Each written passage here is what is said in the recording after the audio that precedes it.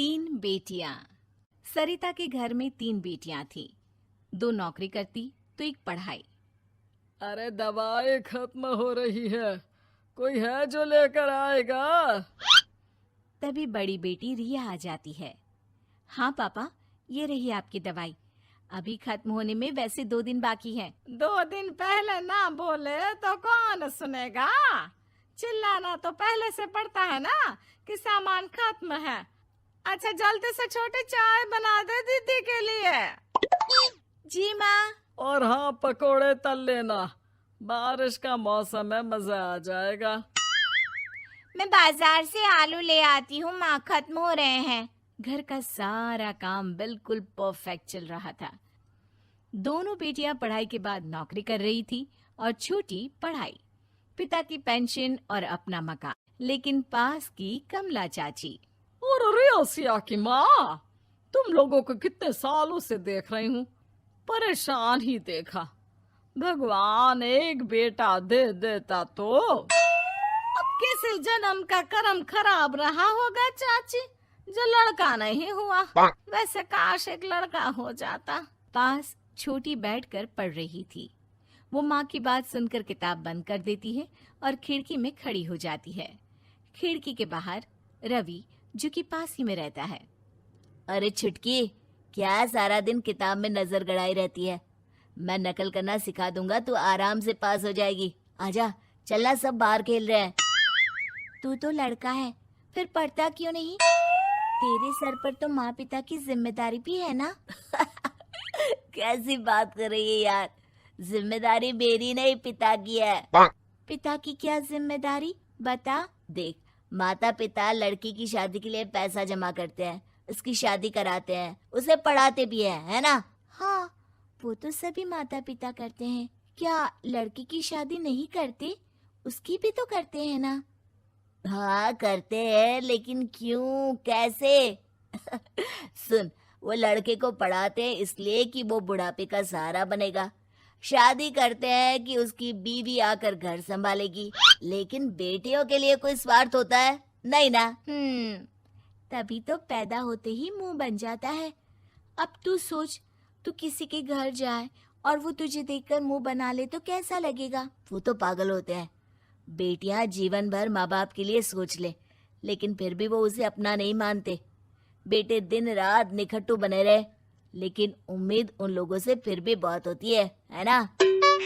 चल छोड़ना, तू ये बता कि किस जिम्मेदारी की बात कर रहा था तू पिता की? अरे यही कि अगर बेटे को बुढ़ापे का सहारा और रिटर्न के रूप में देख रहे हैं तो इन्वेस्ट भी तो अच्छा करना चाहिए ना।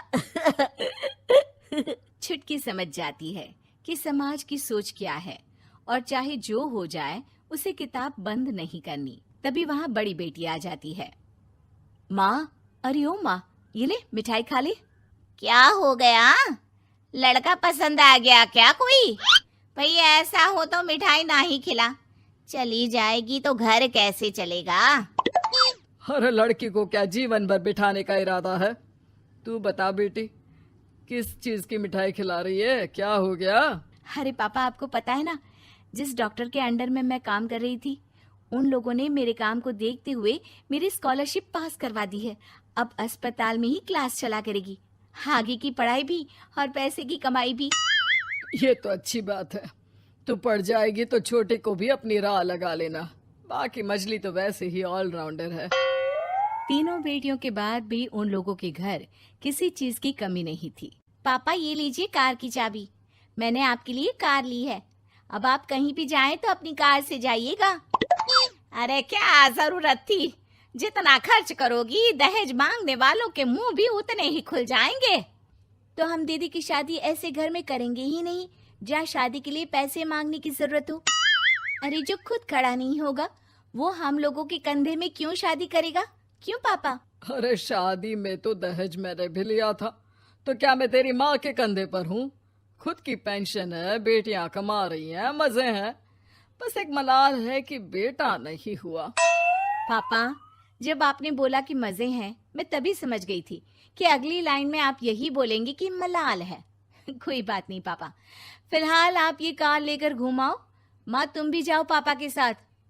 दोनों पति पत्नी बेटी की दी गई गिफ्ट कार में बैठकर घूमने निकल रहे थे कि पड़ोसी बोल पड़ता है। अरे भाई साहब, नई कार! यहाँ तो साइकिल भी बेचने की नौबत है। नजर ना लगाइए भाई साहब, जीवन में कार का सपना पूरा होना हम लोगों के लिए तो बहुत बड़ी बात है। हाँ हाँ, लाखों की कार हम हजारों की कमाई वालों के लिए कहाँ मुमकिन थी, ऊपर से तब जब कोई बेटा भी नहीं है। वैसे भाई साहब, आपकी साइकिल बिक क्यों रही है? भगवान की दुआ से तो आपके 4 लड़के हैं। हाँ हाँ, आपको तो हेलीकॉप्टर से घूमना चाहिए। और खाक हेलीकॉप्टर भाई साहब, अब क्या छुपाना, 2 लड़के तो कुछ कमाते ही नहीं, सारा दिन टीवी मोबाइल में लगे रहते हैं। और बड़े 2 जो किसी तरह जिम्मेदार बने भी हैं, बहू के कहने पर 1 पैसा हम लोगों को नहीं देते, ना इज्जत है ना मान सम्मान। हाँ भाई साहब, भाभी बता रही थी, बहू के होते हुए भी नौकरानी की तरह सारा दिन लगी रहती है घर के कामों में। आप किस्मत वाले हैं भाई साहब, जो बेटियां घर के साथ साथ बाहर का काम भी पूरी जिम्मेदारी से संभाल रही हैं। हाँ वो तो है, लेकिन कब तक? एक ना एक दिन तो ससुराल निकल जाएंगी, फिर तो वही हम दोनों और वही पेंशन। आप लोग भी कौन सा संजीवनी बूटी खा कर आए हैं। चलिए चलिए जाइए, नई कार का मजा लीजिए।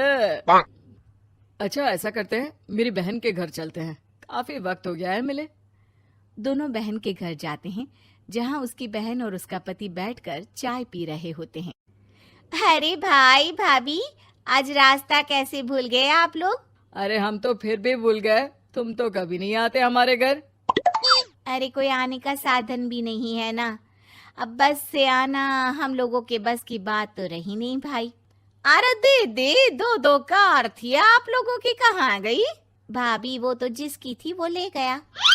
मतलब? 2 बेटे हम दोनों से अलग हो गए हैं, अपनी कार ले गए, अब हम दोनों अकेले, खुद बनाना खुद खाना। भाई बहन के घर से मिलकर बेटी की गिफ्टेड कार में बैठकर निकल जाते हैं। काश हम लोगों को भी लड़का हो जाता।